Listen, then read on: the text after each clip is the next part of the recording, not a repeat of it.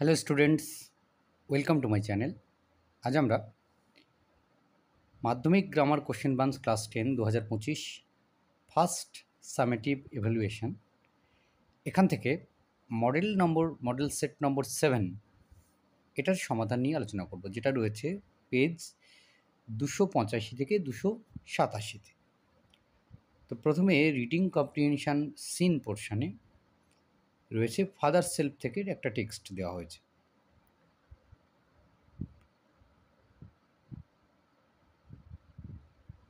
কি করতে হবে? Choose the correct alternatives to complete the following sentence. তো সঠিক উত্তরটাকে বেছে নিতে হবে। স্বামী decided to deliver the letter. স্বামী মনস্থির করেছিল যে সে তার চিঠিটাকে দেবে আর কি। কখন? না, at the end of the day, দিনের শেষে দেবে। So at the end of the day হবে উত্তর। স্যামুয়েল ওয়াজ বিজি ইন, কী করতে? পড়াচ্ছিল সে, টিচিং অ্যারিথমেটিক ছিল, তাহলে টিচিং হবে অ্যান্সার। অ্যাকর্ডিং টু স্যামুয়েল, স্বামী ওয়াজ, স্যামুয়েলের মতে স্বামী কেমন কী ছিল? লেট টু অ্যারাইভ, মানে দেরি করে এসেছিল। স্বামী প্রেজিউম দ্যাট, স্বামী অনুমান করেছিল যে Samuel goat very angry when he, Samuel খুব রেগে যায় কখন? না, হি ইন্সপেক্টেড হোমওয়ার্ক, যখন সে বাড়ির কাজগুলো দেখে। স্বামী সেড দ্যাট হি সাফার্ড এ, স্বামী মন্তব্য করে যে সে কষ্ট পেয়েছে কিসে? না, হেডেক, মাথা যন্ত্রণায়। এবার প্রশ্ন ছিল, what thought crossed Swami's mind as he enter the school gate, মানে যখন সে স্কুলের দরজা দিয়ে ভিতরে প্রবেশ করছিল তখন কী চিন্তা তার মাথায় ঘুরছিল। অ্যাজ স্বামী এন্টার দ্য স্কুল গেট, যখন স্বামী স্কুল গেট দিয়ে ভিতরে ঢুকছিল, an idea occur to him, একটা চিন্তা এসেছিল তার মাথার মধ্যে। He would deliver the letter to the headmaster at the end of the day, যে দিনের শেষে সে চিঠিটা হেডমাস্টারকে দিতে পারে। 2 নম্বর প্রশ্ন ছিল, what made Samuel look impressed, স্যামুয়েলকে বেশ স্যামুয়েল বেশ ইমপ্রেসড হয়েছিল কেন? Samuel was impressed by the answer of Swaminathan, স্বামীনাথনের উত্তরে স্যামুয়েল বেশ আনন্দিত হয়েছিল।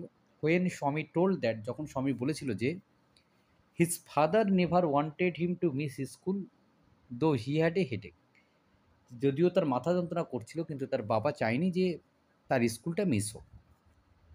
এই কথাটা বেশ স্যামুয়েল, এই কথায় স্যামুয়েল বেশ ইমপ্রেসড হয়েছিল। পরের প্রশ্ন ছিল, how different did Samuel appear to Swami that day, আর হোয়াই? তাহলে Samuel appeared very gentle that day, সেই দিন বেশ তাকে নম্র স্বভাবের ছিল। কারণ কি? As he was half an hour late that day, he presume that his teacher Samuel scold him severely, besides his father made allegations against him. তো Swami expected rude behaviour from his teacher rather gentle behaviour, মানে যেহেতু স্বামী সেই দিন আধ ঘন্টা দেরি করে এসেছিল, তাহলে সে অনুমান করেছিল স্যামুয়েল তাকে খুব বকাবকি করবে। পাশাপাশি তার বাবা তার বিরুদ্ধে একটা চিঠি লিখে পাঠিয়েছে, তাই স্বামী প্রত্যাশা করেছিল যে টিচার তাকে, তার প্রতি খুব ক্রুদ্ধ ব্যবহার করবেন, কিন্তু সেদিন কী হয়েছিল যে স্যামুয়েল কিন্তু খুব নম্র ব্যবহার করেছিল। সো এটাই হচ্ছে difference. My own true family থেকে কবিতাটা রয়েছে। প্রথম প্রশ্ন যেটা রয়েছে, the child in this poem got a magical experience, সে কী পেয়েছিল? একটা ম্যাজিক্যাল এক্সপিরিয়েন্স কিন্তু তার হয়েছিল, জাদুকরী অভিজ্ঞতা। The word wobbly means, wobbly বলতে বলা হয় আনস্টেডি। প্রথম প্রশ্ন হচ্ছে, what does the poet convey through the poem my own true family, যে এই মাই ওন ট্রু ফ্যামিলি কবিতার মধ্যে দিয়ে কবি কী বলতে চেয়েছেন? The poet canvas the message of the need to protect our natural environment for the welfare of mankind, যে মানুষের জন্য কী করতে হবে? যে মানুষের বেঁচে থাকার জন্য, ভালো থাকার জন্য পরিবেশকে রক্ষা করতে হবে। তো এবার আমরা একবার আনসারটাকে দ্রুত পড়ে নেব এবং তারপরে তার প্রশ্ন উত্তরগুলো করব। যে around the world climate change is causing long term changes to the environment, যে সমগ্র পৃথিবীতে যে জলবায়ুর পরিবর্তন হচ্ছে, এর ফলে পরিবেশের কিন্তু বেশ একটা দীর্ঘ পরিবর্তন কিন্তু হচ্ছে। The sea level are rising, সমুদ্রের জলের তল বেড়ে যাচ্ছে, and the Arctic sea is melting, আর বরফ গলে যাচ্ছে আর্কটিকের মেরু প্রদেশে। More intense hurricanes are approaching our coast lines, আর হ্যারিকেন মানে ঝড়, বিধ্বংসী ঝড় আসতে পড়ছে আমাদের উপকূলবর্তী অঞ্চলে। More glaciers are retreating on the mountain valleys they once filled. একসময় পাহাড়ি উপত্যকাতে যে বরফ জমে থাকতো পাহাড়ের চূড়ার মাথায়, সেই বরফগুলো আস্তে আস্তে গলে যাচ্ছে। Warmer temperature have led to more intense rainfall in some areas. আর প্রচণ্ড উষ্ণতার কারণে কিছু কিছু জায়গায় তো প্রচণ্ড বৃষ্টি হচ্ছে। This can cause flooding. এর ফলে কী হচ্ছে? বন্যা হচ্ছে। Higher temperature causes droughts in some areas. আর প্রচণ্ড তাপমাত্রার ফলে কিছু কিছু জায়গায় খরা, ড্রট দেখা দিচ্ছে। Causing a decline in crop productivity. তার ফলে কী হচ্ছে? শস্যের উৎপাদন ব্যাহত হচ্ছে। Which may lead to food shortage. এর ফলে কী হচ্ছে? খাবারের সংকট দেখা দিয়েছে। Heat waves have become common and more living species are becoming endangered. আর এই যে হচ্ছে তাপপ্রবাহ হচ্ছে, এর ফলে কী হচ্ছে? যে জীবিত যেসব প্রাণী রয়েছে তারা কিন্তু বিপদের সম্মুখীন হচ্ছে। এই ছিল আনসিনটা। এবার আমরা কোশ্চেন অ্যান্সারগুলো করে নেব। প্রথমে সেন্টেন্সগুলোকে কমপ্লিট করতে হবে। তো global warming causes retreat to, উত্তর হবে গ্লেসিয়ার্স, যে গ্লেসিয়ারগুলো গলে যাচ্ছে। Higher temperature causes droughts resulting in decline in crop productivity which may lead to food shortage. মানে শস্যের উৎপাদন কমে যাচ্ছে, তার ফলে কী হচ্ছে? খাবারের শর্টেজ দেখা দিচ্ছে।